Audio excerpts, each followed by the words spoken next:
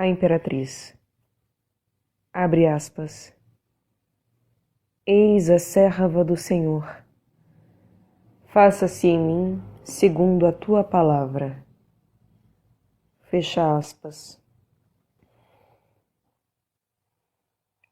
Caro amigo desconhecido, o terceiro arcano, a Imperatriz, é o da magia sagrada.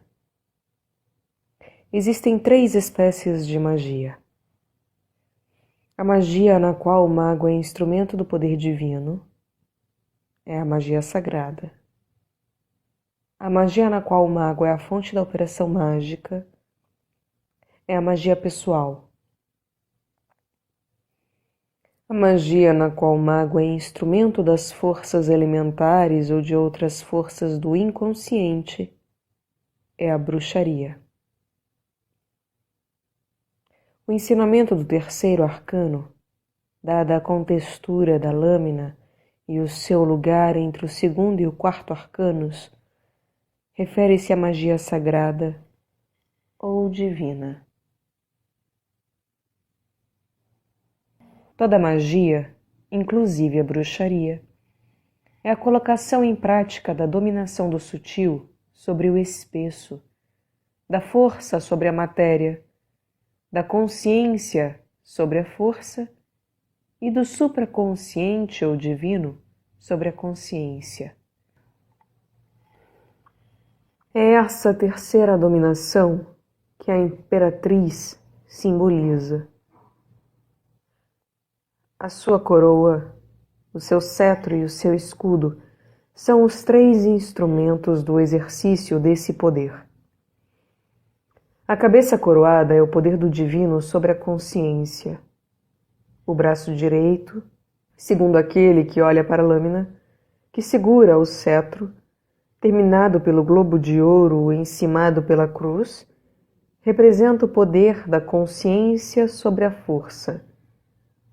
O braço esquerdo, que segura o escudo, no qual figura uma águia, significa o poder da energia sobre a massa ou do volátil sobre o pesado. A coroa é a autorização divina da magia. Somente a magia coroada do alto não é usurpadora. A coroa é o que a torna legítima. O cetro é o poder mágico. É graças ao cetro que a magia não é impotente.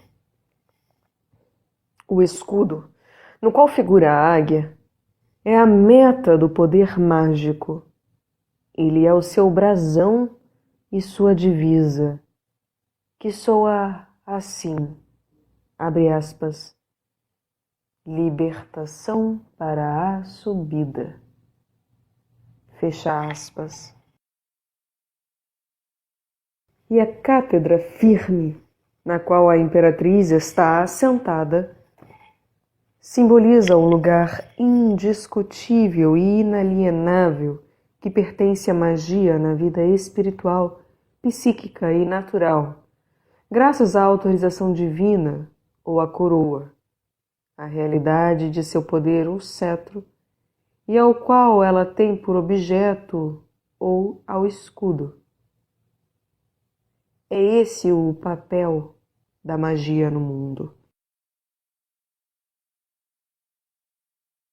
Consideremos agora, de maneira mais aprofundada, a coroa, o cetro, o escudo e a cátedra da Imperatriz, sucessivamente compreendidos como legitimidade divina, poder, objeto e papel da magia. A coroa da Imperatriz difere, em primeiro lugar, da tiara da papisa do arcano segundo, porque ela tem 2 partes em lugar de 3. A dignidade ou função que ela significa ou confere refere-se, portanto, a 2 planos. A gnose tem uma tiara porque tem o encargo de levar a revelação através dos 3 planos até o livro ou tradição. A magia é coroada porque o seu munus é a sublimação da natureza, o que é indicado pelo escudo com a águia voando que a imperatriz segura em lugar do livro da papisa. Joséphine Péladan definiu muito bem a magia como, abre aspas, a arte da sublimação do homem, fecha aspas. Esse é o brasão ou a meta da magia, se entendermos por sublimação do homem, a sublimação da natureza humana. Péladan tinha compreensão muito profunda do brasão da magia, do escudo com a águia em posição de voo.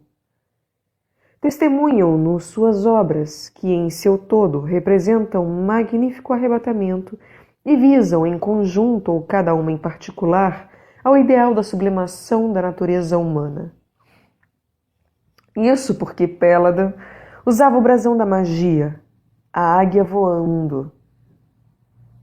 Ter o brasão da magia diante dos olhos é convidar o homem, abre aspas, a lançar nas nuvens as águias do seu desejo, fecha aspas.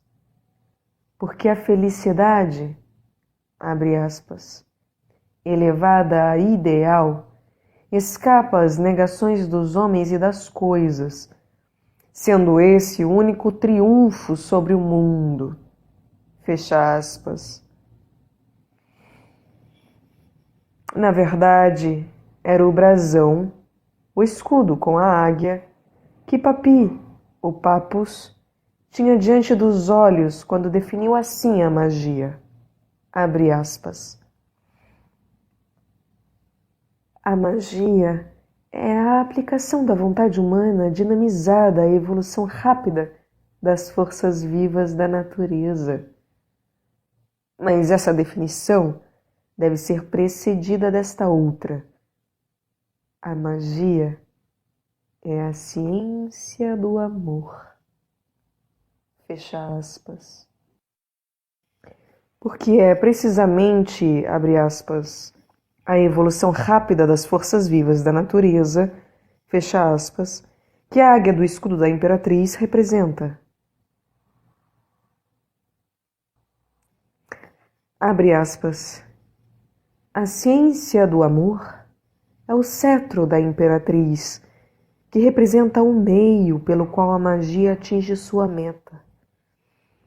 Ora, se o escudo significa que e o cetro o como da magia, a coroa representa o seu com que direito.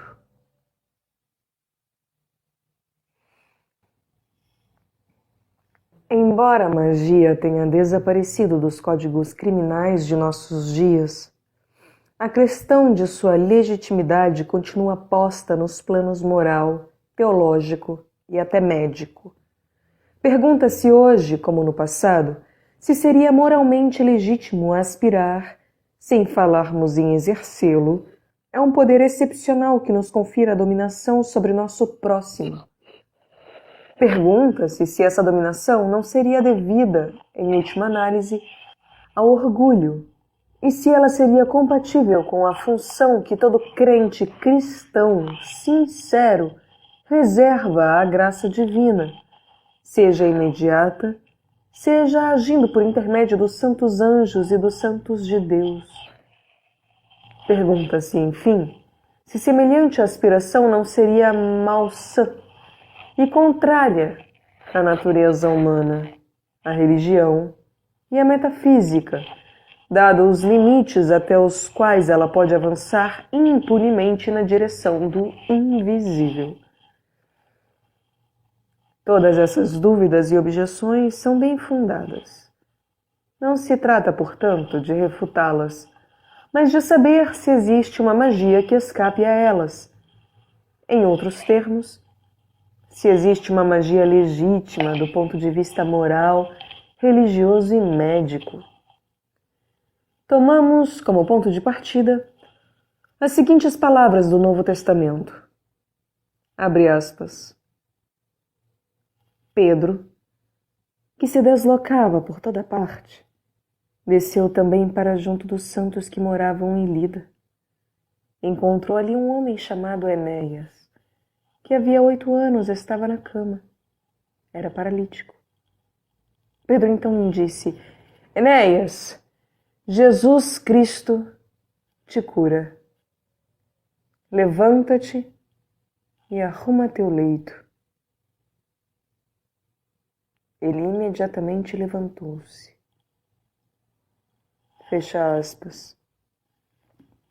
Atos, capítulo 9, versículos 32 a 34. Eis aí ato espiritual de cura cuja legitimidade está fora de dúvida. Do ponto de vista moral, ele é ato de pura caridade. Do ponto de vista religioso, foi em nome de Jesus e não de Pedro que a cura se realizou. Do ponto de vista médico, foi cura perfeita, sem prejuízo para a saúde física ou psíquica que ela denota no curado. O que estabelece a legitimidade indiscutível da cura de Enéas é, em primeiro lugar, a finalidade do ato de Pedro: restituir a mobilidade ao imobilizado. Em segundo lugar, o meio pelo qual a cura se realizou. A palavra baseada na essência de Jesus. Em terceiro lugar, a fonte do ato. Jesus Cristo te cura. Aí estão os 3 elementos da magia sagrada que a tornam legítima, e nos quais é fácil reconhecer as 3 insígnias da imperatriz: a coroa, o cetro e o brasão. Porque restituir a mobilidade ao imobilizado é a ação libertadora representada pela águia do escudo. Realizar a cura só pela palavra é usar o cetro encimado pela cruz. Fazer isso em nome de Jesus é ter a cabeça coroada do divino. Mas poder-se-ia objetar que a cura de Enéas não tem nada a ver com a magia. Trata-se de milagre, de ação de Deus com a qual o homem não tem nada a ver. O apóstolo Pedro não teria então nada a ver com ela? Se isso fosse verdade, por que teria ele ido até onde estava Enéas? Por que a ação divina de cura não foi realizada diretamente, sem o intermédio de Pedro? Sim, Pedro teve muito a ver com ela. A sua presença e a sua voz eram necessárias para que a cura se efetuasse. Por quê? Esse problema merece profunda meditação, porque inclui o mistério central da religião cristã, o da encarnação. Com efeito, porque o Logos, o Filho de Deus, devia encarnar-se, tornar-se Deus-homem, para realizar a obra suprema da magia divina, a obra da redenção. Para se humilhar, mas sendo Deus, ele era a própria humildade. Para participar do destino humano, nascimento, vida e morte humanos? Mas Deus, que é amor, participa e participará sempre do destino humano. Ele treme com todos aqueles que sentem frio, sofre com todos os que sofrem e agoniza com todos os que morrem. Sabeis que nos mosteiros do Oriente Próximo, no tempo em que os corações ainda pulsavam na harmonia da presença divina, ensinava-se como remédio miraculoso para qualquer aflição e sofrimento pronunciar estas palavras, abre aspas, glória a tua longanimidade, Senhor. Fecha aspas. Não. A obra da redenção, sendo obra do amor, exigia a união perfeita de duas vontades, distintas e livres, no amor. A vontade divina e a vontade humana. O mistério do Deus-Homem é a chave da magia divina. Tendo sido a condição fundamental da obra da redenção, ela é a operação da magia divina, comparável somente com a da criação do mundo. Então, os milagres exigem duas vontades unidas. Eles não são manifestação do poder onipotente ordenado, mas são devidos ao poder novo, que nasce toda vez que há união da vontade divina com a vontade humana. Pedro teve, então, muito a ver com a cura de Enéas em Lida.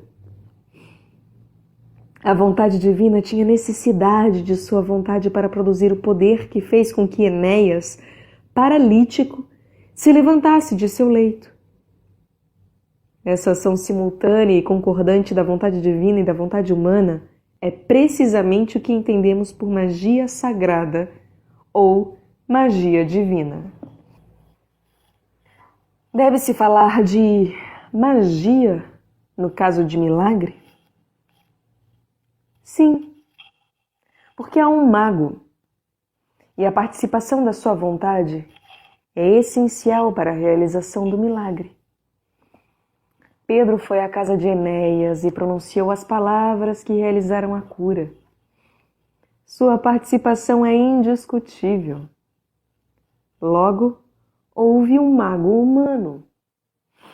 Por isso o emprego do termo magia se justifica, contanto que entendamos por magia o poder do invisível e do espiritual sobre o visível e o material. Mas a cura de Enéas deveu-se não à magia pessoal, e sim à magia divina. Porque Pedro não poderia nada se sua vontade não estivesse unida à vontade divina. Disso ele tinha plena consciência, e por isso disse a Enéas: Jesus Cristo te cura. O que quer dizer? Jesus Cristo se dignou curar-te. Ele me enviou a ti para que eu faça o que ele me disse. Quanto a mim, estou duplamente feliz por poder servir a meu mestre e por poder curar-te, meu caro irmão Enéas.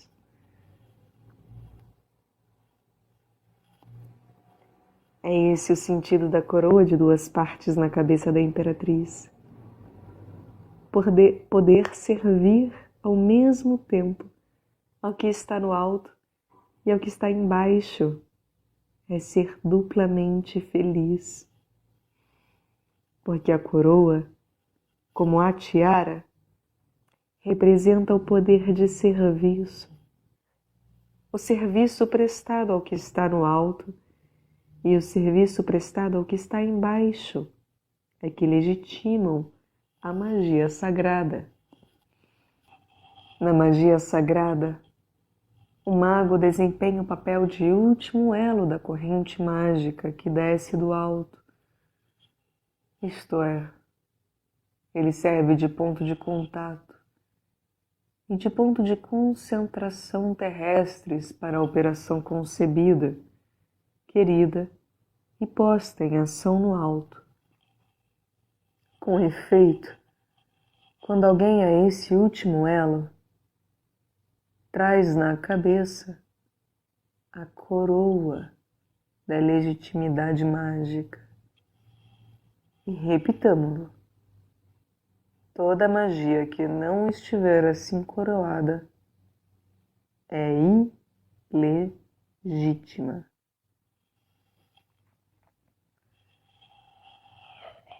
Então, o exercício da magia sagrada está reservado só ao sacerdócio?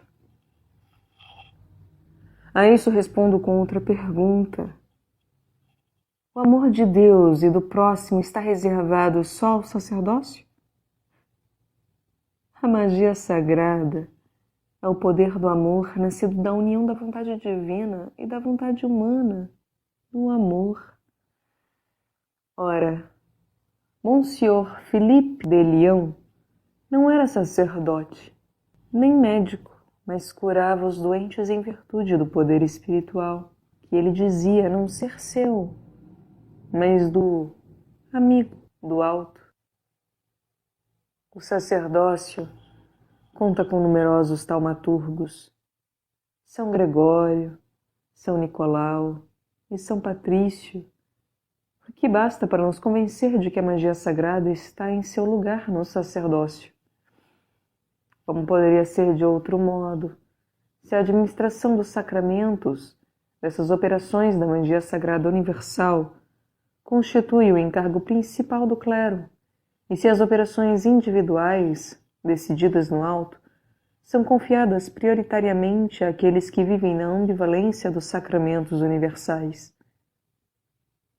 Não é natural que aquele que participa a cada dia do ministério da transubstanciação seja chamado, em primeiro lugar, para a magia sagrada?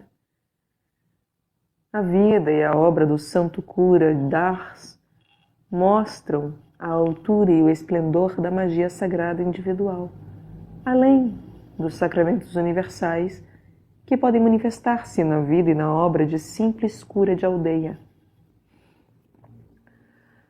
Mas, de outro lado, a vida e a obra de Monsenhor Philippe de Lyon nos mostram a altura e o esplendor da magia sagrada individual, sem os sacramentos universais, que podem manifestar-se na vida e na obra do leigo, que nasceu e cresceu no campo. O amor age onde quer que se encontre. Ele é a vocação de todos e não é prerrogativa de ninguém. Do que precede, vê-se claramente que a gnose devida à experiência mística deve preceder a magia sagrada. É o sentido da coroa da imperatriz. A magia sagrada é filha da mística e da gnose. Se assim não fosse, a magia seria a prática da teoria oculta, a qual só se aplica à magia pessoal ou usurpadora. A magia sagrada ou divina é o exercício da revelação mística. O Mestre revelou a Pedro o que ele devia fazer, interna e externamente, para curar Enéas em Lida. É esta a ordem das coisas na magia sagrada. Primeiro, o contato real com o divino, que é a mística. Depois, a tomada de consciência desse contato, que é a gnose. Finalmente, a execução daquilo que a revelação mística deu a conhecer como trabalho a fazer e método a seguir. A magia pessoal ou usurpadora segue em ordem contrária. É o próprio mágico que estuda a teoria ocultista e decide quando e como pô-la em prática. Se ele o faz seguindo o conselho de mestre em magia, mais experimentado do que ele, o princípio é o mesmo. É sempre a pessoa humana que decide o que e o como. Assim se exprime Papus em seu Tratado Metódico da Magia Prática. Abre aspas. O que diferencia a magia da ciência oculta em geral é que a primeira é ciência prática, ao passo que a segunda é, sobretudo, teórica. Mas querer exercer a magia sem conhecer o ocultismo é querer conduzir uma locomotiva sem ter passado por escola teórica especial. Pode-se prever o resultado, E depois, sendo ciência prática, a magia exige conhecimentos preliminares, como todas as ciências práticas.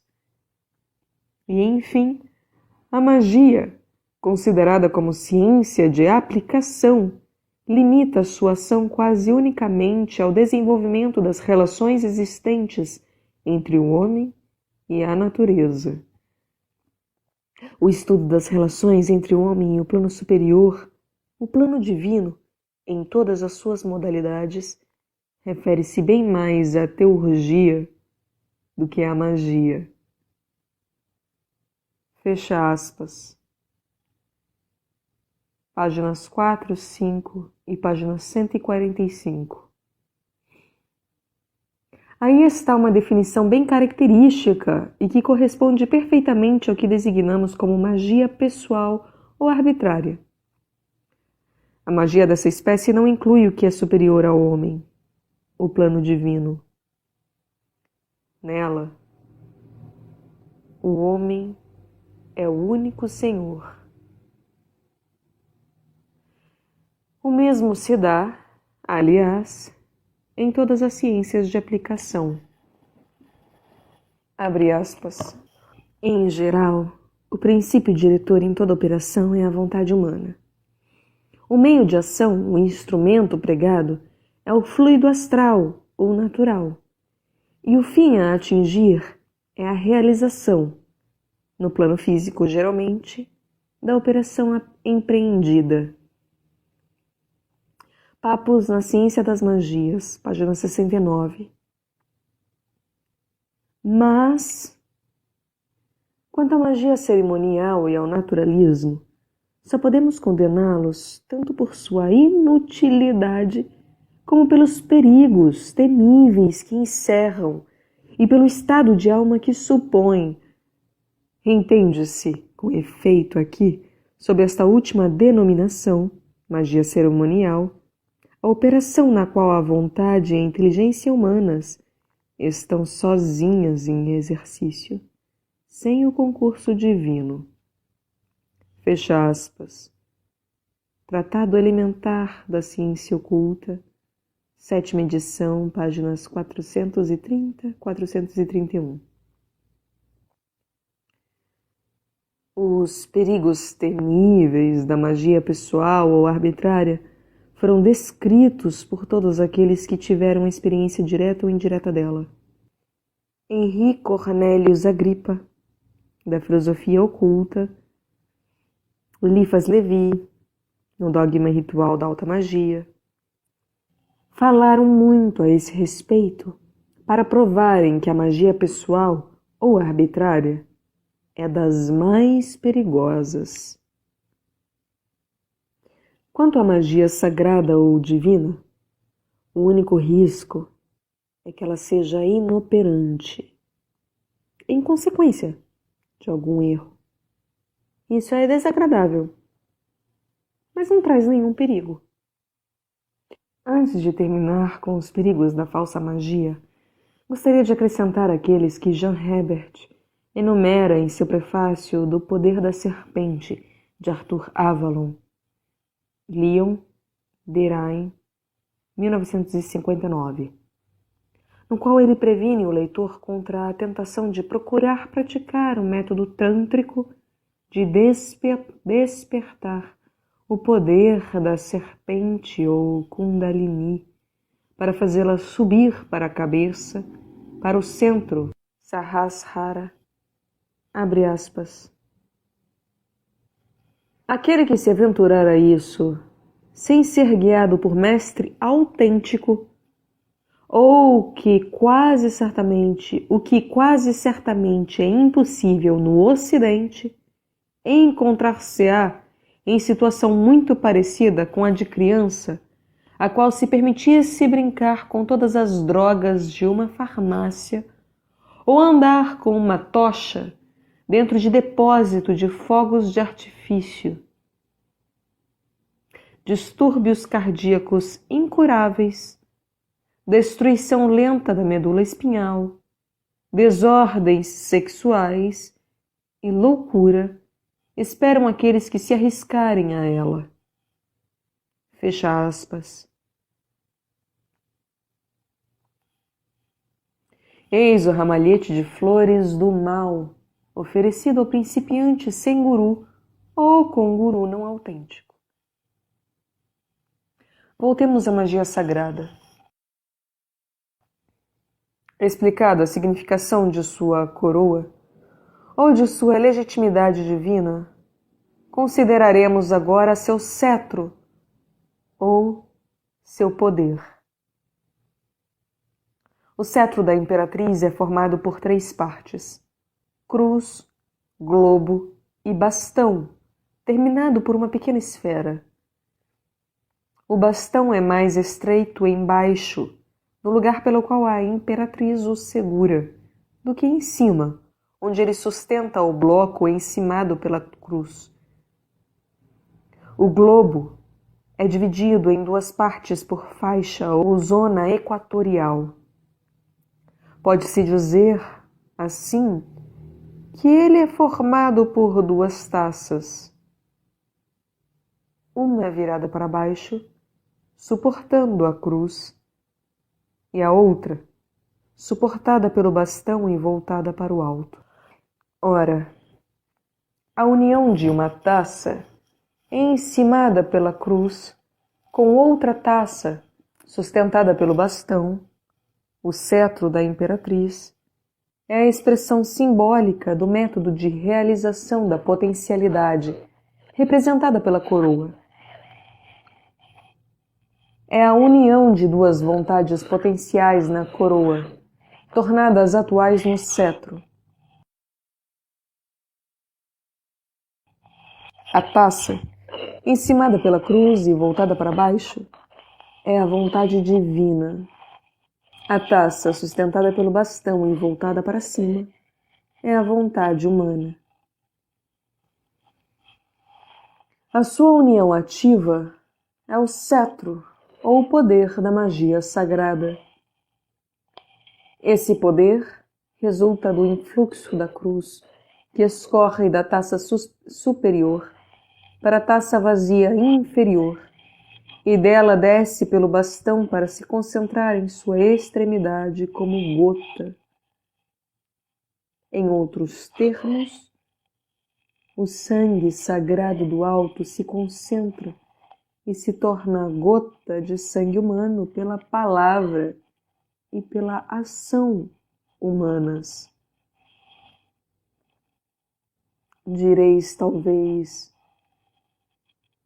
é do Santo Graal, isto é, da Eucaristia mística, que falais. Sim, é exatamente do Santo Graal ou da Eucaristia mística que se trata. Sim, é exatamente do Santo Graal ou da Eucaristia mística que se trata, porque é nela, e somente nela, que reside o poder da magia sagrada. Esse poder é, em última análise, o da dupla sinceridade divina e humana reunida na palavra ou na ação humanas. Porque nenhuma palavra, nenhuma ação é verdadeiramente sincera se for apenas cerebral e se não for uma sangria vital.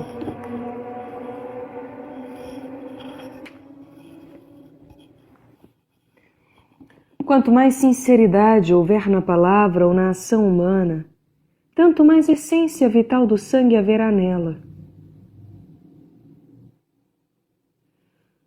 Quando acontece, e os anjos se ajoelham em adoração quando isso acontece, que o desejo humano esteja em acordo com o desejo divino. O sangue sagrado se une à essência vital do sangue humano. O mistério do Deus-Homem se repete e se reitera o poder miraculoso do Deus-Homem. É esse o poder da magia sagrada, ou seu cetro. Caro amigo desconhecido, não creiais que eu tenha combinado intelectualmente essas coisas, depois de ter lido livros sobre o Santo Graal e tratados de teologia mística sobre o sacramento da Eucaristia. Não, eu nunca teria escrito sobre o mistério do sangue como fonte da magia sagrada, mesmo que eu soubesse essas coisas, se eu não tivesse visitado muitas vezes a capela do sangue sagrado em Bruges. Lá tive a experiência estupenda da realidade do sangue sagrado do Deus homem. Foi essa experiência cujo efeito rejuvenesce a alma, que digo, não só que rejuvenesce a alma, mas também que a eleva no sentido de cura de Enéas, operada por São Pedro. Levanta-te, arruma teu leito. Foi essa experiência, digo, que me revelou o mistério do sangue sagrado e a fonte do poder da magia sagrada. Não te ofusques pelo caráter pessoal do que acabo de escrever. Sou autor anônimo e assim permaneço para poder ser mais franco e mais sincero do que geralmente é permitido ao autor. O fim da magia sagrada é representado, como dissemos, pelo escudo que a imperatriz está segurando em lugar do livro da papisa. A gnose sagrada tem por fim a expressão comunicável, ou livro, da revelação mística. Enquanto o fim da magia sagrada é a ação libertadora, ou a restauração da liberdade daqueles que a perderam parcial ou totalmente. A águia em posição de voar, figurada no escudo, significa essa divisa da magia sagrada, a qual poderia ser assim formulada, abre aspas, dar a liberdade a quem é escravo, fecha aspas. E ela compreende todas as obras mencionadas por Lucas, capítulo 7, versículos 21 e 22. Abre aspas. Jesus curou a muitos de doenças, de enfermidades, de espíritos malignos, e restituiu a vista a muitos cegos. Então lhes respondeu: Ide contar a João o que estáis vendo e ouvindo. Os cegos recuperam a vista, os coxos andam, os leprosos são purificados, os surdos ouvem, os mortos ressuscitam, e aos pobres é anunciado o Evangelho. Fecha aspas. Esse é o fim da magia sagrada. Ela não tem outros fins que não sejam dar a liberdade de ver, de ouvir, de andar, de viver, de lutar pelo ideal e de ser verdadeiramente a própria pessoa, isto é, de dar vista aos cegos, o ouvido aos surdos, a capacidade de andar aos coxos, a vida aos mortos, de anunciar a boa nova aos pobres e de restituir o livre-arbítrio aos que estão possuídos pelos espíritos malignos. Ela não atenta contra a liberdade, cuja restauração é seu fim único. O objetivo da magia sagrada é mais do que a cura pura e simples. É a restauração da liberdade, inclusive a libertação da dúvida, do medo, do ódio, da apatia e do desespero. Os espíritos malignos que privam o homem de sua liberdade não são os seres das hierarquias ditas do mal ou decaídas. Nem Satã, nem Belial, nem Lúcifer, nem Mefistófeles jamais privaram quem quer que seja de sua liberdade. A tentação é a sua única arma, e ela pressupõe a liberdade de quem é tentado. Mas a possessão por espírito maligno não tem nada a ver com a tentação. É sempre a mesma coisa como no caso do monstro de Frankenstein. O homem cria um ser elemental e depois se torna escravo de sua criação. Os demônios, ou espíritos malignos do Novo Testamento, chamam-se hoje na psicoterapia neuroses de obsessão, neuroses de medo, ideias fixas, etc. Eles foram descobertos pelos psiquiatras contemporâneos e são reconhecidos como reais, isto é, como organismos psíquicos parasitários, independentes da vontade consciente humana e com tendência para subjugá-la.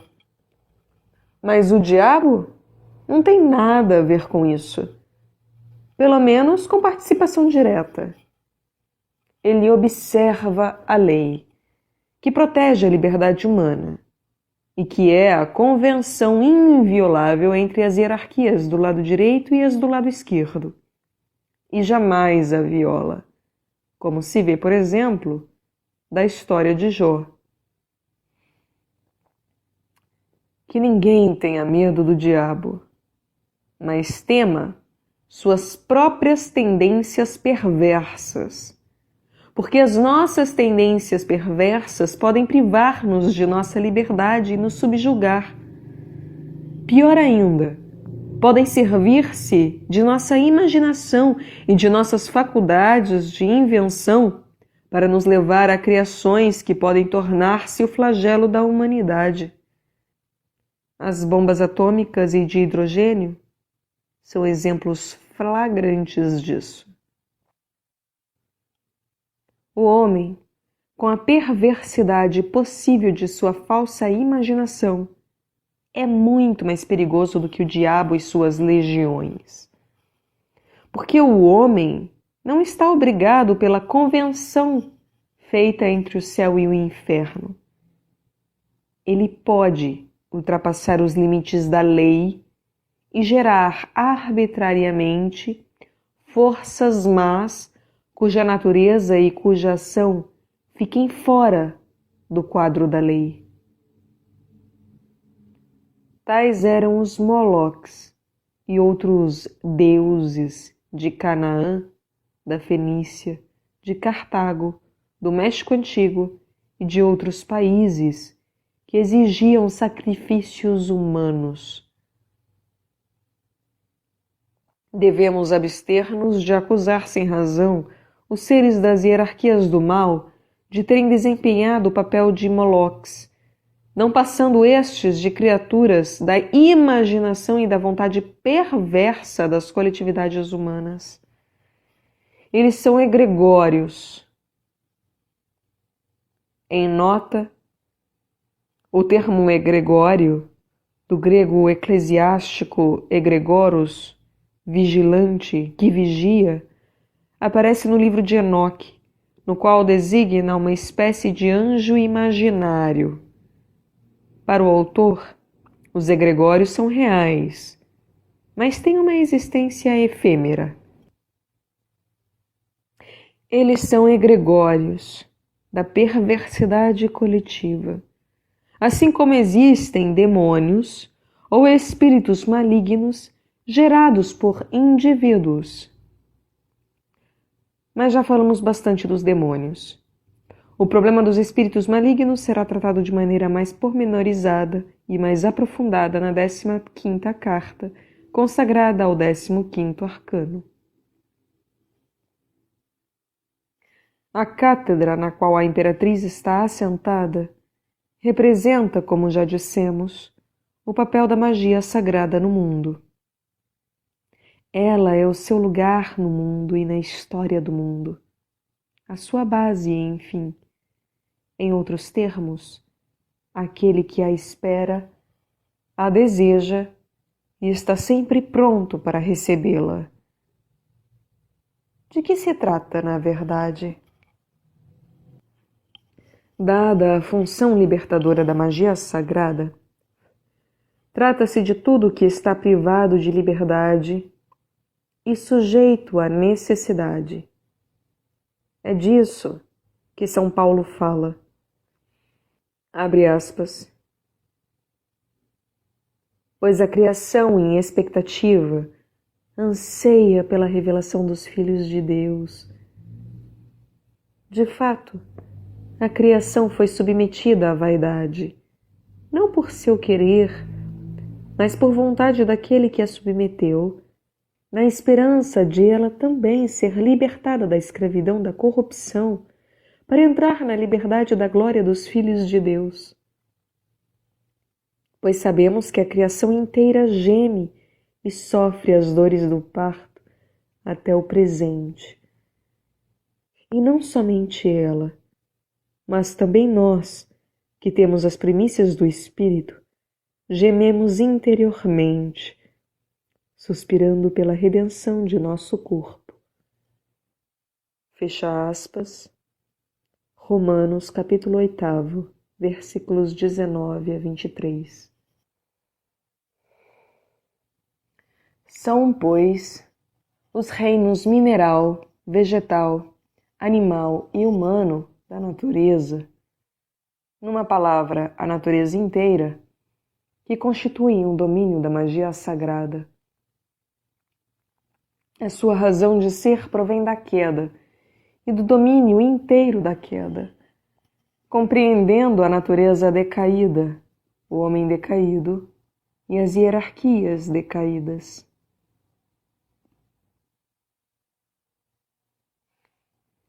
Os seres que lhe pertencem anseiam pela libertação da escravidão da corrupção para serem reintegrados na liberdade gloriosa dos filhos de Deus. Como age a magia sagrada para conseguir esse fim? Como, por exemplo, liberta ela os homens? A cátedra da imperatriz tem um espaldar muito parecido com duas asas, de modo que alguns intérpretes do tarô viram a imperatriz como que alada. Outros viram apenas um espaldar. Em vista da contextura da lâmina, no sentido do brasão com a águia, do cetro encimado pela cruz e da coroa de duas partes, não deveríamos ver nela um espaldar com a forma de duas asas petrificadas e imobilizadas, mas que outrora foram verdadeiras e que ainda o são potencialmente? Essa interpretação, se aceita, não só reconciliaria os dois pontos de vista aparentemente opostos, mas também enquadraria com tudo o que a lâmina insinua sobre o domínio, o fim, o poder e a legitimidade da magia sagrada. Restituir o movimento às asas petrificadas. Não estaria isso de acordo com a missão libertadora da magia sagrada e com as palavras de São Paulo? Seja como for, essa interpretação comporta a resposta à questão sobre a maneira concreta pela qual se manifesta a ação libertadora da magia sagrada. Ela é totalmente contrária à ação de constrição da magia falsa ou pessoal, e opõe a ação da hipnose à do despertar da vontade livre, a sugestão à libertação das ideias fixas e dos complexos psicopatológicos, a evocação do necromante e a subida na direção do defunto, efetuada pela força do amor, aos meios de coação empregado pela magia cerimonial sobre os seres elementares, gnomos, ondinas, silfos e salamandras, a conquista de sua confiança e de sua amizade por atos correspondentes aos processos da Cábala prática para dominar os espíritos malignos, no sentido das hierarquias decaídas, opõe ela a sua transformação em servos, com sua total aquiescência, pela resistência às tentações especiais de cada um deles. Porque eles, também eles, esperam a revelação dos filhos de Deus. Revelação que significa para eles, em primeiro lugar, a inacessibilidade às suas tentações.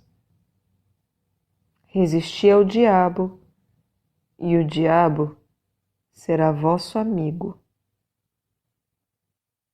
O diabo não é ateu e não duvida de Deus. A fé que lhe falta é a fé no homem. E o ato da magia sagrada em relação ao diabo é o de restabelecimento da sua fé no homem. O fim das privações de Jó não era dissipar as dúvidas de Deus, mas as do diabo. Uma vez dissipadas essas dúvidas, quem é que trabalha para restituir a Jó tudo o que ele tinha perdido, senão o mesmo ser que antes o tinha privado de seus bens? O inimigo de Jó se tornou seu servo voluntário. E servo voluntário significa amigo. A magia sagrada opõe, enfim, a transfusão fluídica do magnetismo, a prática de tomar sobre si as doenças e a enfermidade e as enfermidades dos outros, segundo o preceito de São Paulo, abre aspas, carregai o peso uns dos outros, e assim cumprireis a lei de Cristo. Fecha aspas. Gálatas, capítulo 6, versículo 2. É assim que os santos praticavam a magia sagrada. Eles não projetavam as suas forças, a sua vitalidade ou os seus fluidos em outrem, mas ao contrário, assumiam o que nele era a malsão. Por exemplo, Santa Ludivina, que nunca deixou seu leito e seu quarto, sofreu muito durante longos anos as consequências do álcool. Enquanto isso, na cidade de Schiedam, um alcoólatra se recuperava. Com a lista dos contrários, não tive a intenção de julgar, e menos ainda de condenar a hipnose, a sugestão e toda a evocação, tendo a magia cerimonial relação com a natureza e aspirando a cábala prática a influenciar os espíritos malignos e o magnetismo. A minha única intenção era destacar o que diferencia a magia sagrada dessas práticas, que podem também servir ao bem. Mas a magia sagrada só pode servir ao bem. Existem livros secretos da magia sagrada? Existem. Se entendermos por livros secretos, um arsenal de armas ou instrumentos dos quais ela se serve. Esse arsenal é constituído de fórmulas e gestos e figuras reproduzidas pelos gestos. Mas esses instrumentos não devem ser escolhidos arbitrariamente. A escolha deve ser reservada à ciência profunda, confirmada pela revelação ou pela revelação direta, confirmada posteriormente pela ciência adquirida pela experiência. Quanto ao arsenal das fórmulas, quase todo ele é acessível a quem interessar. Porque o formulário principal da magia sagrada é a Sagrada Escritura, a Bíblia, compreendendo o Novo e o Antigo Testamentos. O Evangelho segundo São João tem nele lugar proeminente, porque é constituído em sua quase totalidade por fórmulas mágicas. Em seguida, vêm os outros 3 evangelhos e o Apocalipse. Fórmulas mágicas encontram-se também nas epístolas e nos Atos.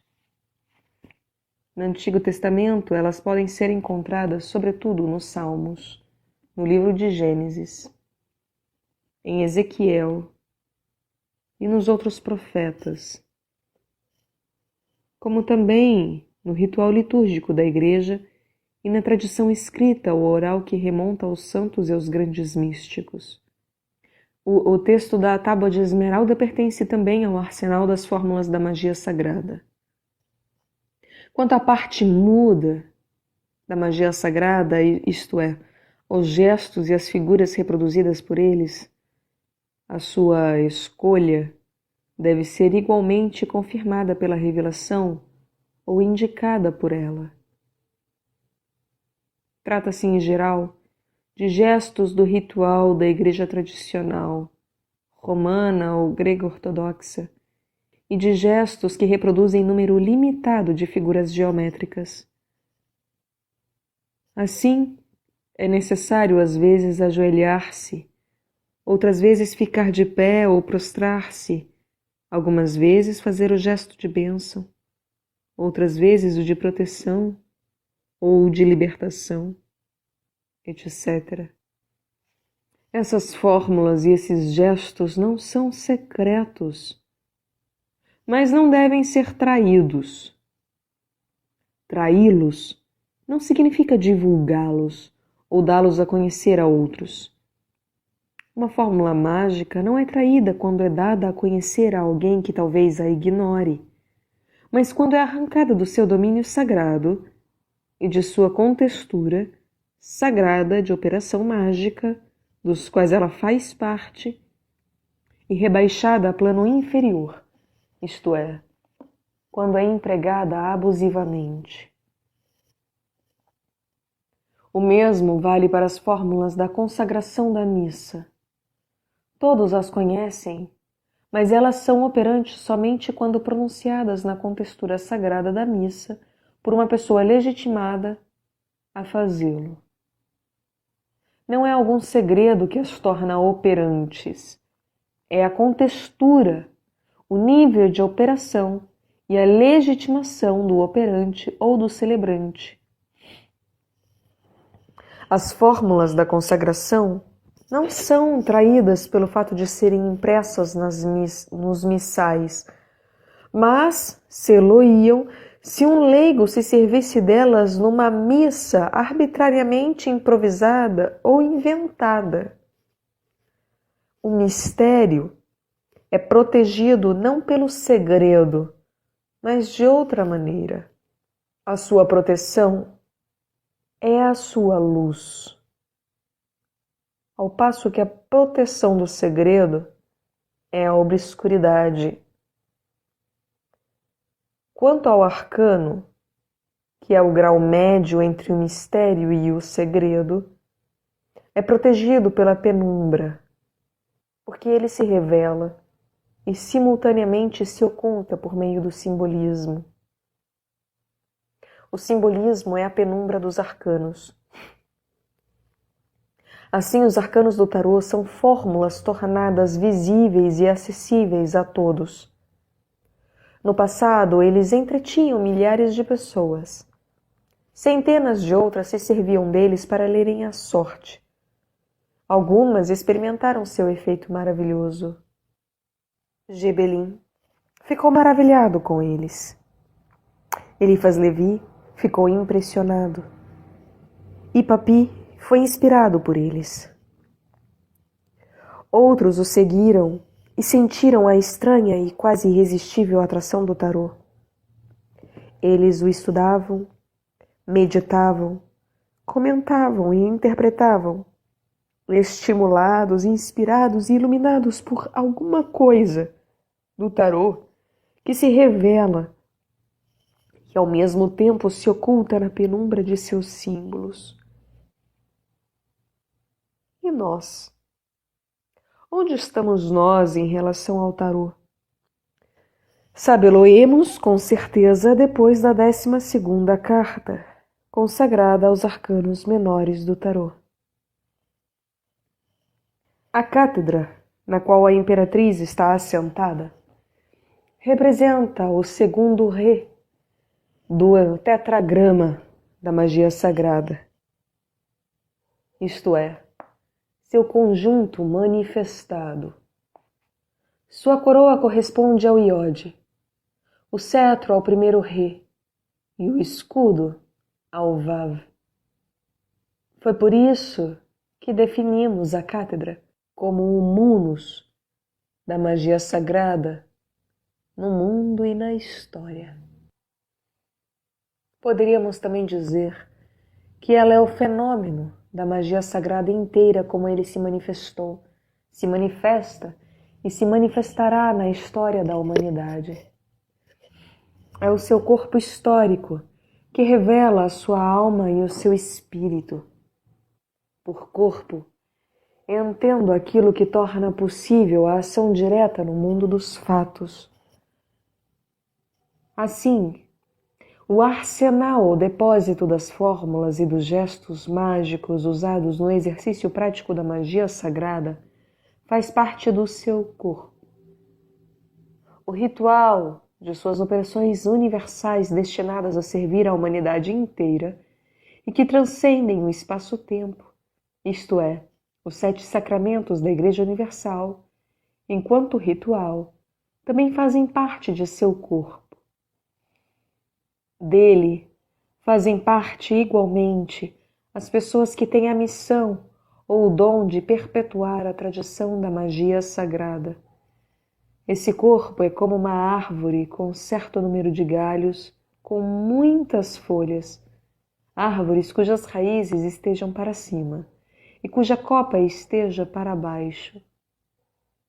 Há um só tronco e uma só seiva, mas ela alimenta e vivifica todos os seus galhos e suas inúmeras folhas.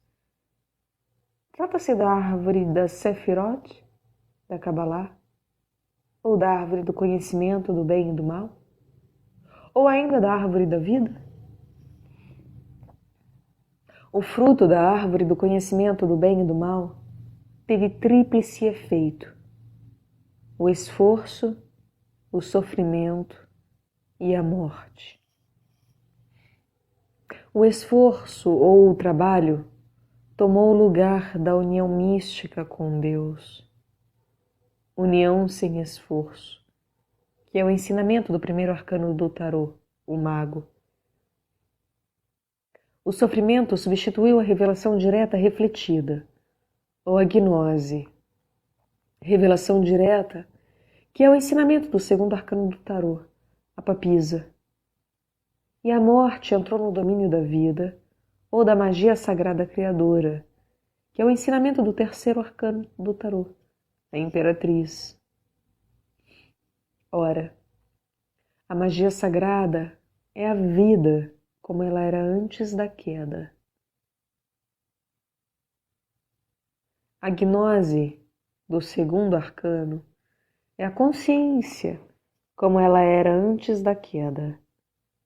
E a espontaneidade mística do primeiro arcano é a relação entre o homem e Deus como era antes da queda. Essa espontaneidade primordial dava impulso e direção à evolução ou ao desenvolvimento do ser humano. Não foi a luta pela existência descrita por Charles Darwin há um século que deu um impulso fundamental na direção do ideal ou meta da evolução antes da queda, mas o estado que designamos hoje como união mística. O princípio da luta ou do esforço foi empregado só depois da queda. O sofrimento, igualmente, não tinha, antes da queda, a função de despertar a consciência. Função essa que era reservada, então, à revelação direta refletida, ou a gnose. A morte também não desempenhava, então, o papel de libertar a consciência pela destruição das formas que a cercam.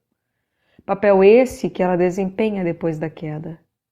Em lugar da destruição das formas, efetuava-se sua transformação contínua. Isso era feito pela ação perpétua da vida, que efetuava a metamorfose das formas em conformidade com as mudanças da consciência que dela se servia. Essa ação perpétua, libertadora e construtiva da vida era, e ainda é, função da magia sagrada ou divina. É essa função transformadora, oposta à função destruidora da morte, que o Gênesis de Moisés designa como símbolo da árvore da vida. Ora, a queda mudou o destino da humanidade pelo fato de que a união mística foi substituída pela luta ou pelo esforço, a gnose pelo sofrimento e a magia sagrada pela morte. Por isso, a fórmula que anuncia a boa nova de que os efeitos da queda podem ser ultrapassados e de que o caminho da evolução humana pode voltar a ser o da união mística em lugar da luta, de que a revelação refletida imediatamente ou a gnose pode substituir o sofrimento pelo ensinamento da verdade e de que a magia sagrada ou a vida transformadora pode tomar o lugar da morte destruidora. Essa fórmula, digo, tem o seguinte teor: eu sou o caminho, a verdade e a vida. João capítulo 14, versículo 6. Essa fórmula é também o resumo dos 3 primeiros arcanos do tarô. Isto é, do arcano do verdadeiro caminho ou da espontaneidade mística, do arcano da verdade revelada ou da gnose e do arcano da vida transformadora ou da magia sagrada. A magia sagrada é, pois, a árvore da vida, inacessível à temeridade arbitrária, mas manifestando-se na história humana inteira por meio daqueles que sabem dizer: eis a serva do Senhor, faça-se em mim segundo a tua palavra. Ou, eis um servo do Senhor, faça-se em mim segundo a tua palavra. Ela se manifesta pelo milagre da história humana, a saber, da vida humana suprabiológica continuada de século em século, de milênio em milênio, e de sua fonte que não seca, pelo milagre do fogo sagrado sobre os altares dos corações e sobre os altares de pedra, que não se extingue de século em século, e de milênio em milênio, pelo milagre da bondade, da verdade e da beleza, que não perdem sua atração de século em século, ainda que não existam no mundo nem fé, nem esperança, nem caridade. Pelo milagre da existência dos santos, de sábios, de gênios, de benfeitores, de taumaturgos, pelo milagre de pensamento puro, a poesia, a música, a oração não serem tragados pelo nada, pelo milagre universal da história humana e da existência do miraculoso. Sim, o miraculoso existe, porque a vida não é senão uma série de milagres. Se entendermos por milagre, não a ausência de causa, isto é, como se o fato miraculoso não fosse causado por ninguém e por nada, o que seria antes o conceito de puro acaso, mas o efeito visível de uma causa invisível, o efeito no plano inferior produzido por uma causa situada num plano superior. A incompreensibilidade não é a qualidade distintiva do milagre. Muito ao contrário. O milagre muitas vezes é essencialmente mais compreensível do que um fenômeno dito natural e explicado.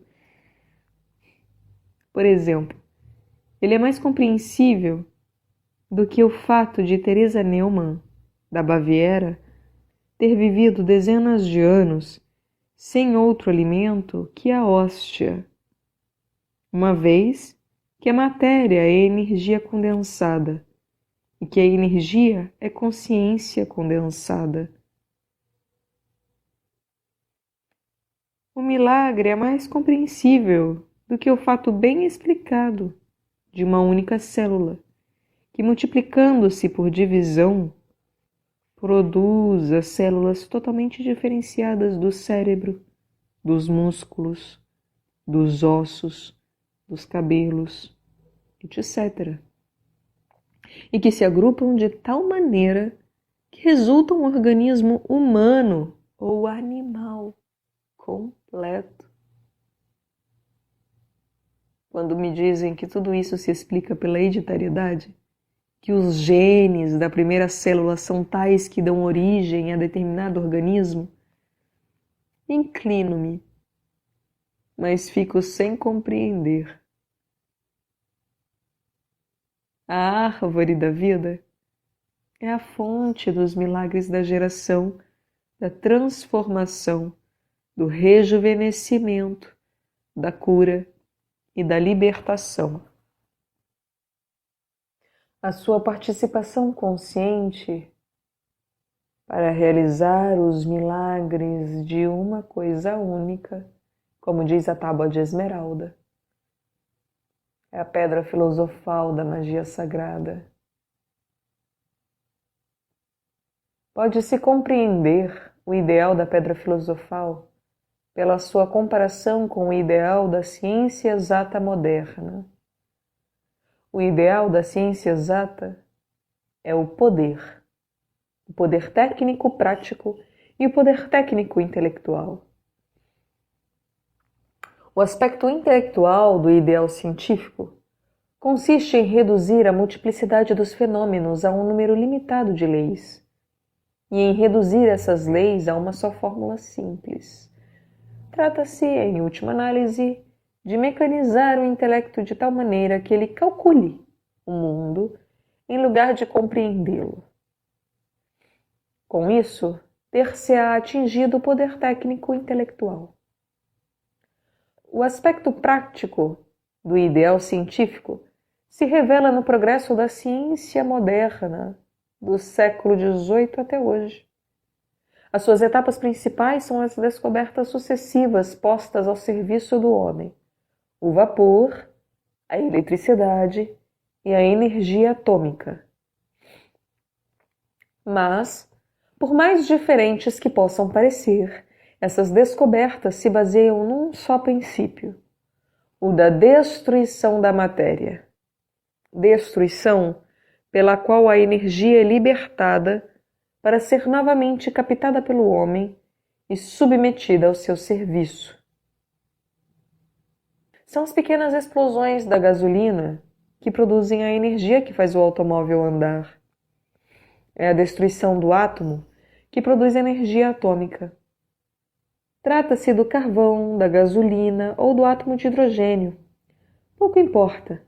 É sempre da produção de energia mediante a destruição da matéria que se trata. O aspecto prático do ideal científico é o domínio da natureza mediante a aplicação do princípio da destruição ou da morte. Imagina, caro amigo desconhecido, esforços e descobertas na direção oposta, na direção da construção ou da vida. Imagina, não a explosão, mas a expansão de uma bomba atômica construtiva. Não é difícil imaginá-la, porque cada pequena bolota é uma tal bomba construtiva. E o carvalho é o resultado visível da explosão lenta ou expansão dessa bomba. Imagina e terás o ideal da pedra filosofal ou a ideia da árvore da vida. A própria imagem da árvore já comporta a negação do elemento técnico e mecânico. Ela é a síntese viva da luz celeste e dos elementos da terra, síntese do céu e da terra. Ela sintetiza constantemente o que desce do alto e o que sobe de baixo.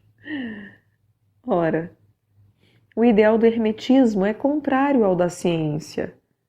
Em lugar de aspirar ao poder sobre as forças da natureza por meio da destruição da matéria, o hermetismo aspira à participação consciente das forças construtivas do mundo na base de uma aliança e de uma comunhão cordial com elas. A ciência quer obrigar a natureza a obedecer à vontade do homem como ele é. O hermetismo, ou a filosofia da magia sagrada, quer, ao contrário, purificar, iluminar e mudar a vontade e a natureza humanas, a fim de torná-las conformes com a natureza naturante e capazes de receber a sua revelação concedida espontaneamente. A pedra filosofal, como ideal, é, pois, o estado do ser humano que está em paz, em aliança, harmonia e colaboração com a vida. É o fruto da árvore da vida. Mas não diz a Bíblia que a aproximação da árvore da vida é proibida e que Deus, abre aspas, colocou diante do jardim do Éden os querubins e a chama da espada fulgurante para guardar o caminho da árvore da vida? Fecha aspas. Sim, existe a proibição, mas ela não é absoluta nem geral. Ela é especificada. Leiamos o que diz a Bíblia, em Gênesis capítulo 3, versículo 22. Abre aspas. Depois disse Javé Deus: se o homem já é como um de nós, versado no bem e no mal, que agora ele não estenda a mão e colha também da árvore da vida, e coma e viva para sempre. Fecha aspas. Trata-se de estender a mão e de colher da árvore da vida. É isso. Nada mais que isso que a espada flamejante da guarda do Éden impede. Estender a mão e colher é o motivo, o método e o ideal científico. É a vontade de poder, subjacente na atitude científica, que é impelida pela espada flamejante do guarda do Éden. É a proibição de repetir o ato realizado em relação à árvore do conhecimento do bem e do mal. Mas o motivo, o método e o ideal hermético são contrários aos da ciência. Na atitude hermética fundamental está subjacente a vontade de servir. Em vez de estender a mão para colher, o homem abre seu intelecto, seu coração e sua vontade para receber o que lhe for concedido espontaneamente,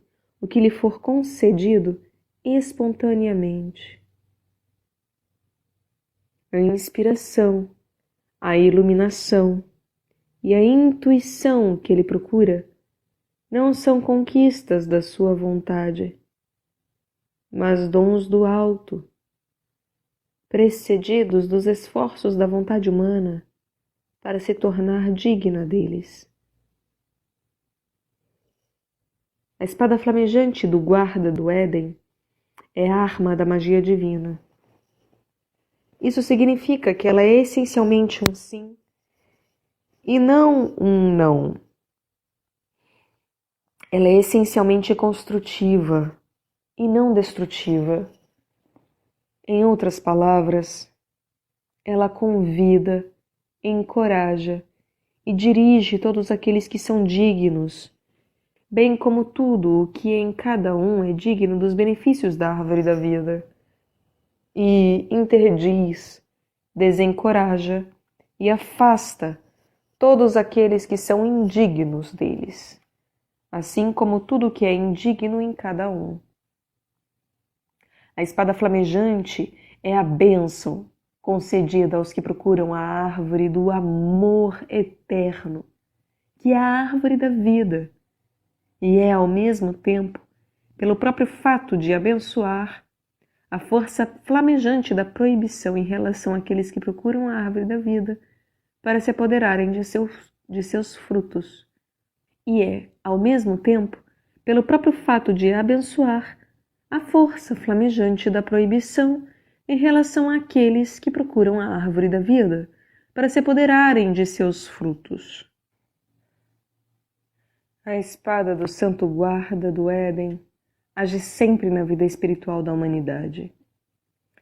Ela chama os que procuram e repele os ladrões. É graças a ela que o hermetismo, a tradição milenar da procura ininterrupta do ideal da pedra filosofal, existe.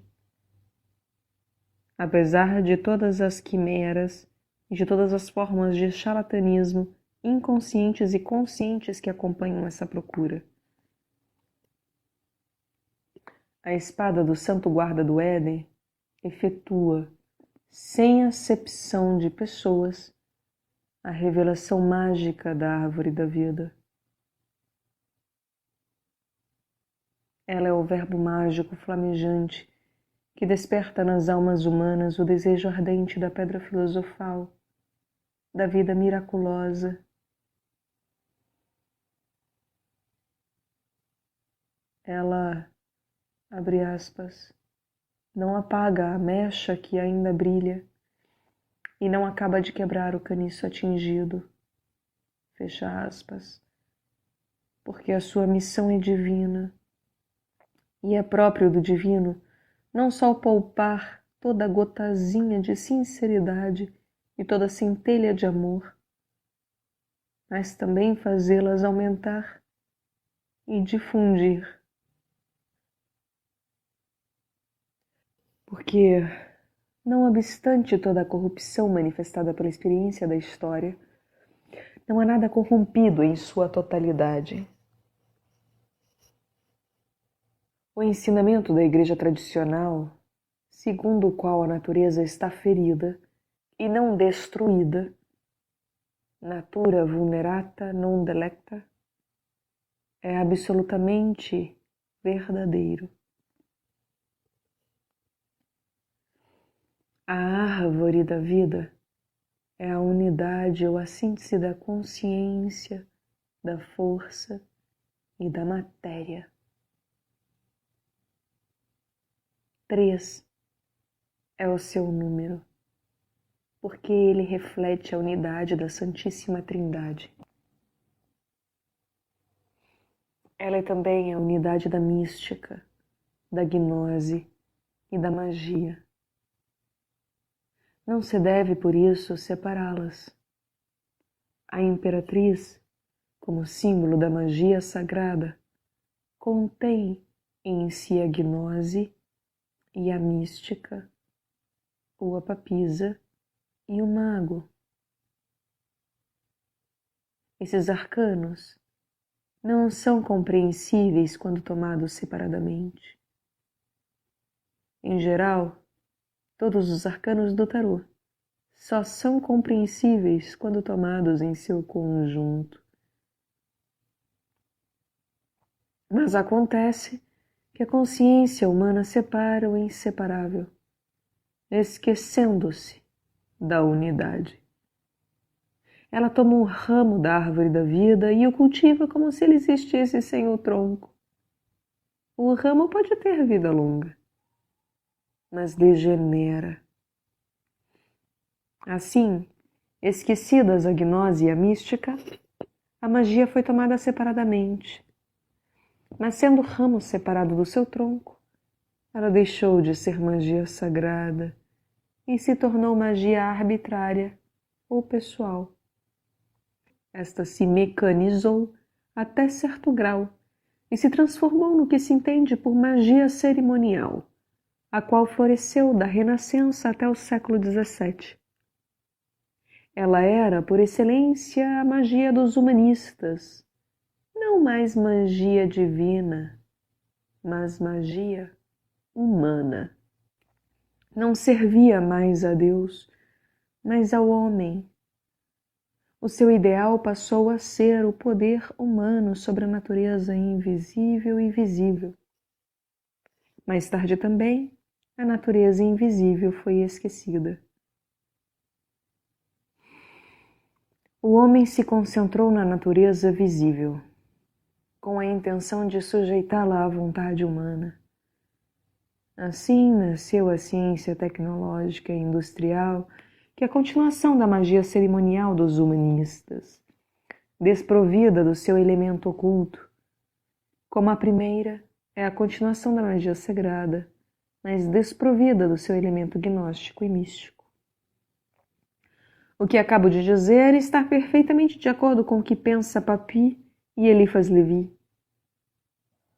Papy diz, abre aspas, a magia cerimonial é a operação pela qual o homem procura, pelo jogo das forças naturais, obrigar os poderes invisíveis de diversas ordens a agir segundo o que ele quer deles. Para isso, ele as toma, surpreende-as, por assim dizer, projetando, como efeito das correspondências que a unidade da criação supõe, forças que ele mesmo não domina, mas às quais ele pode abrir caminhos extraordinários. A magia cerimonial é de ordem absolutamente idêntica à nossa ciência industrial. O nosso poder é quase nulo ao lado das forças do vapor, da eletricidade e da dinamite. Mas opondo-lhes, mediante combinações apropriadas, forças naturais tão poderosas quanto elas, nós a concentramos, armazenamos e obrigamos a transportar ou a romper massas que nos anulariam. Fecha aspas. Que dizer além disso? Podemos talvez acrescentar outra fase de Papy, definindo a relação entre o magista científico e o ocultista e o bruxo. Eila, abre aspas, o bruxo está para o ocultista como o operário para o engenheiro. Fecha aspas. O bruxo não passa, portanto, de ocultista amador.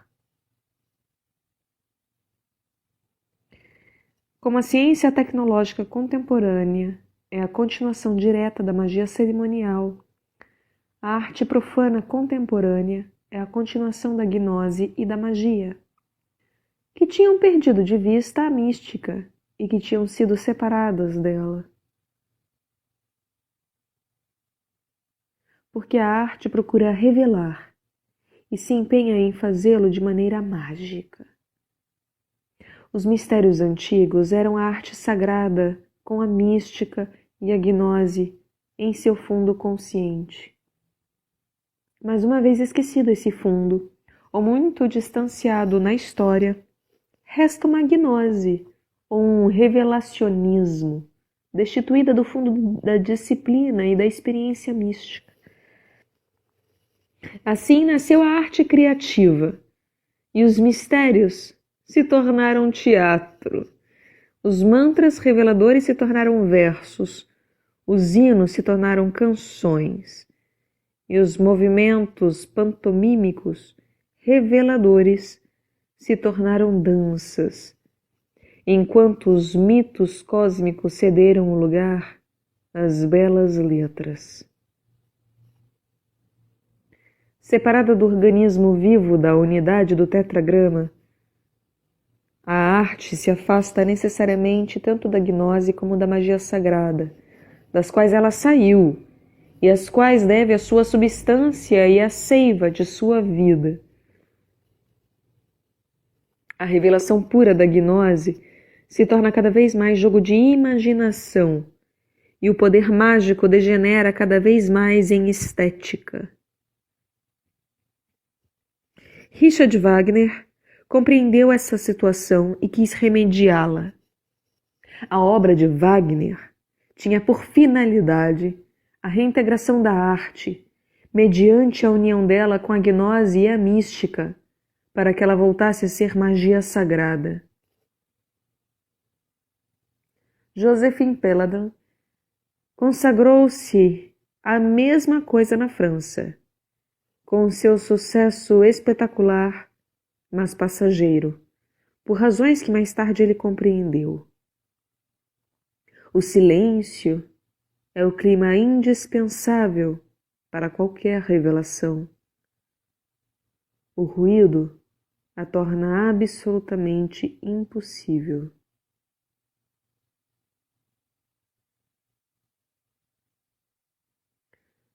A vida religiosa, como todos sabem, conhece também a decadência quando deixa de se enraizar na mística, iluminada pela gnose e movida pela magia sagrada. Ela esfria sem o fogo da mística, obscurece-se sem a luz da gnose e se torna impotente sem o poder da magia sagrada. Resta então apenas um legalismo teológico sustentado por legalismo moral. Eis a origem da religião dos escribas e dos fariseus no tempo do Novo Testamento. É o crepúsculo que precede sua noite, a sua morte. A fé é a experiência do sopro divino. A esperança é a experiência da luz divina. E o amor é a experiência do fogo divino. Não há vida religiosa autêntica e sincera sem fé, esperança e amor. Mas não há fé, esperança e amor sem experiência mística ou, o que é a mesma coisa, sem a graça. Nenhum argumento intelectual pode despertar a fé. Ele pode, quando muito, eliminar os obstáculos, os mal-entendidos e os preconceitos e ajudar o estabelecimento do estado de silêncio interior necessário à experiência do sopro divino. Mas a fé, como tal, é o sopro divino. A sua origem não se encontra no raciocínio lógico, nem na impressão estética, mas no ato moral humano. O verbo divino flamejante brilha no mundo dos silêncios da alma e o move. Esse movimento é a fé viva, portanto real e autêntica. E essa luz é a esperança ou a iluminação, enquanto tudo deriva do fogo divino, que é o amor ou a união com Deus. As três vias ou estádios místicos tradicionais da purificação, da iluminação e da união são as da experiência do sopro divino ou da fé, da luz divina ou da esperança e do fogo divino do amor. Essas três experiências fundamentais da revelação do divino constituem o triângulo da vida, porque nenhum espírito, nenhuma alma e até nenhum corpo poderiam viver se estivessem privados de todo o amor, de toda a esperança e de toda a fé. Eles estariam então desprovidos de todo o estímulo vital, porque o estímulo vital, definido por Bergson como impulso geral da evolução, é outra coisa, senão amor, esperança e fé, agindo no fundo da vida em sua totalidade. É porque no começo era o Verbo, porque todas as coisas devem a ele sua existência, e porque o Verbo primordial ainda vibra em tudo o que vive. E é por isso que o mundo vive e tem impulso vital, que não é senão o amor, a esperança e a fé, inspirados outrora pelo Verbo Criador. Nesse sentido, Browning teve razão ao dizer que a natureza é sobrenatural, porque a origem sobrenatural se manifesta ainda em seu impulso vital, querer viver. Meu Deus, que profissão de fé, que manifestação de esperança, que ardor de amor. O amor, a esperança e a fé são a essência simultaneamente da mística, da gnose e da magia sagrada. A fé é a fonte do poder mágico e todos os milagres do Evangelho são atribuídos a ela. A revelação, todas as revelações da gnose têm um só objetivo: dar, preservar e aumentar a esperança. O livro que a papisa tem sobre os joelhos foi escrito para que a esperança permaneça. Porque toda revelação que não comunica esperança é inútil e supérflua. A mística é fogo sem reflexo, união com o divino no amor. Ela é fonte primeira da vida, inclusive da vida religiosa, artística e intelectual. Sem ela, tudo se torna técnica pura e simples e a religião passa a ser um corpo de técnicas, tendo como engenheiros os escribas e os fariseus. Ela se torna legalista. A arte transforma-se em corpo de técnicas, seja tradicionais, seja inovadoras, num campo de imitação ou de experiência. A ciência, enfim, se torna um corpo de técnicas do poder sobre a natureza. Mas o arcano da magia sagrada, a imperatriz, nos chama para tomarmos outro caminho. Ele nos chama para o caminho da regeneração e não da degenerescência, e nos convida a desmecanizarmos tudo que se tornou unicamente técnico, intelectual, estético e moral. É preciso desmanicanizar-se para tornar-se mago, porque toda magia sagrada é vida. A vida, como ela se revela nos mistérios do sangue. Que os nossos problemas se tornem outros tantos gritos do sangue. Que as nossas palavras sejam levadas pelo sangue. E que as nossas ações sejam aptas a dar sangue. Eis como alguém se torna mago, tornando-se essencial. Essencial como o sangue.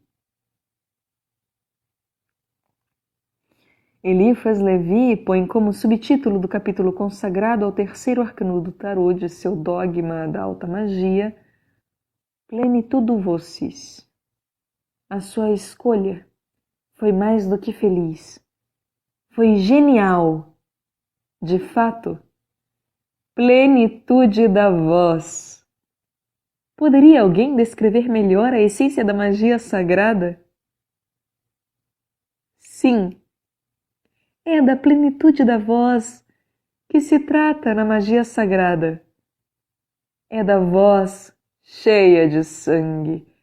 É do sangue que se torna voz. É do ser no qual não há nada de mecânico e que é totalmente vivo. O terceiro arcano do tarô, sendo o arcano da magia sagrada, é por isso mesmo o arcano da geração. A geração é apenas um aspecto da magia sagrada. Se a magia sagrada é a união de duas vontades, a humana e a divina, cujo resultado é o milagre, a geração também pressupõe a trindade do gerador, do generante e do gerado. Ora, o gerado é o milagre resultante da união do princípio gerador e do princípio generante. Trata-se de nova ideia, de obra de arte, de nascimento de criança, pouco importa. É sempre a mesma lei de geração que age. É sempre o mesmo arcano da fecundação que está em causa. E é sempre o mesmo mistério da encarnação do Verbo, que é seu protótipo divino. Dissemos acima que a magia sagrada é a vida como ela era antes da queda. Como a vida é sempre geradora, o arcano da magia sagrada é também o da geração antes da queda, da geração vertical, do plano superior para o plano inferior, em lugar da geração horizontal, que se verifica num só plano. A fórmula desse mistério é bem conhecida. Abre aspas. E se encarnou por obra do Espírito Santo de Maria Virgem. Fecha aspas.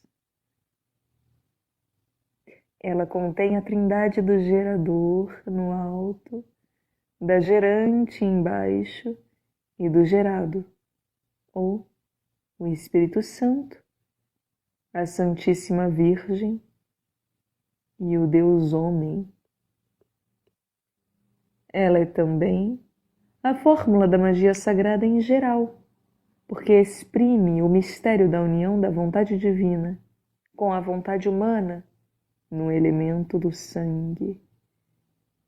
O sangue, em seu tríplice sentido, místico, gnóstico e mágico, é o cetro, ou o poder da magia sagrada.